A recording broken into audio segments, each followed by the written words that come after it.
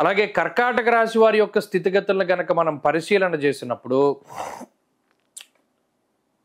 ఈ కర్కాటక రాశి వారికి 9వ స్థానంలో శని రాహువులు కూడుతూ ఉన్నారు.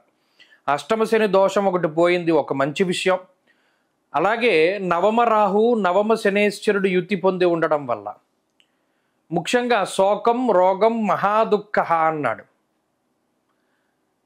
ఎక్కువగా 9వ స్థానంలో శనేశ్వరుడు ఏం చేస్తారు అంటే ఇది విపరీతమైనటువంటి దుఃఖం ఎప్పుడు కలుగుతుంది? ఆస్తిపాస్తులు దూరం అయినప్పుడు, లేకపోతేనేమో ఇష్టమైనటువంటి వారికి దూరంగా ఉన్నప్పుడు, కుటుంబానికి దూరంగా ఉండవలసి వచ్చినప్పుడు, అటువంటప్పుడు నవమ స్థానంలో శనేశ్వరుడు శోకం రోగం మహాదుఃఖం క్వచిత్ ద్రవ్యం క్వచిత్ సుఖం స్వదార స్వసుత క్లేశ అన్నారు. అంటే ఇవి కొంత 9వ స్థానంలో శనేశ్వరుడు ప్రతికూల ఫలితాలని ప్రసాదించేటువంటి ఆయన. మరి గోవాజి గజనాశంచ ధనధాన్యాది నాశకృత్ అన్నది శాస్త్రం. 9లో రాహువు కూడా అంత మంచి గ్రహం కాదు. మనం గమనిస్తే రాహోర్నవం చ అన్నాడు. 9లో రాహువు అసలు మంచి గ్రహం కాదు. మరి ఈ రెండు ఫలితాల వల్ల కర్కాటక రాశికి కొంత వ్యతిరేకమైనటువంటి ఫలితాలే ఈ శని రాహువుల యొక్క కలయిక వల్ల.